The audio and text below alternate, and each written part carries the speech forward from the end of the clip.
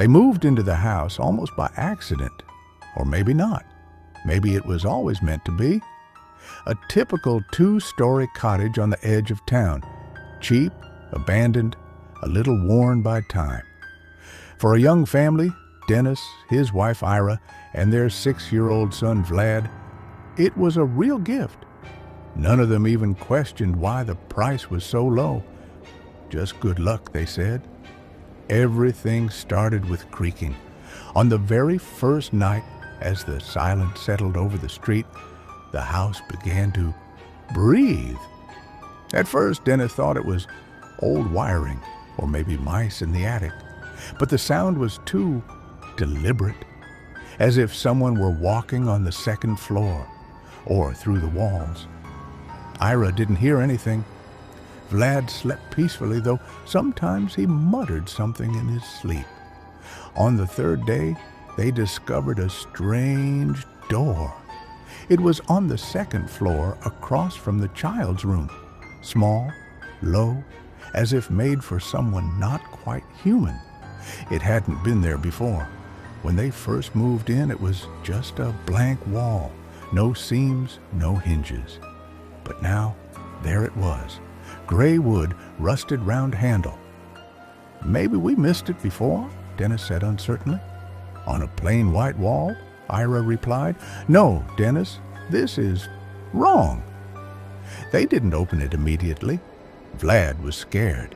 He said, "The darkness behind the door is breathing."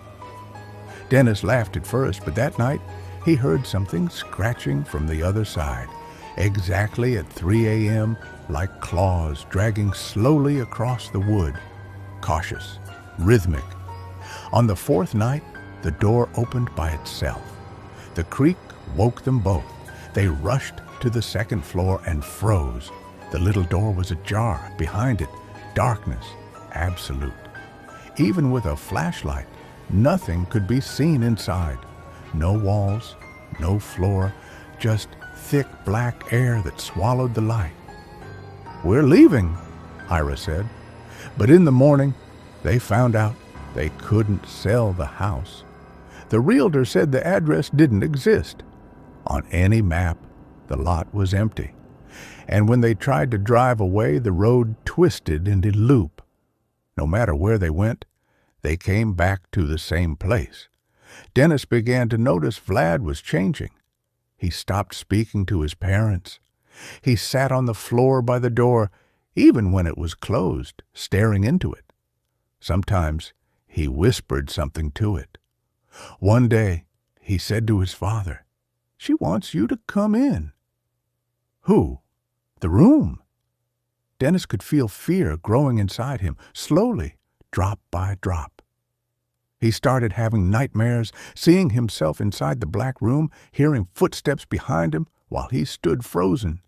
He would wake up and sweat, screaming, terrified. Ira changed too, quieter, distant, often staring blankly out the window. One night, the door opened again, but this time Vlad stood up and slowly walked inside. "Vlad!" Ira screamed, but the boy didn't turn back. Dennis ran after him and leapt into the darkness. His body was pierced by a freezing sting. He was falling endlessly, as if time had stretched. All around, silence and nothing. No walls, no floor, just eternal darkness. He awoke in the same room, but now it had windows. From each window, emptiness. Vlad stood in the center, facing him. "We're inside," he said. "Where, Vlad?" "Inside her. We're part of her now." "Who is she?" The boy said nothing. Faces began to form in the windows, twisted, with empty eye sockets. They whispered.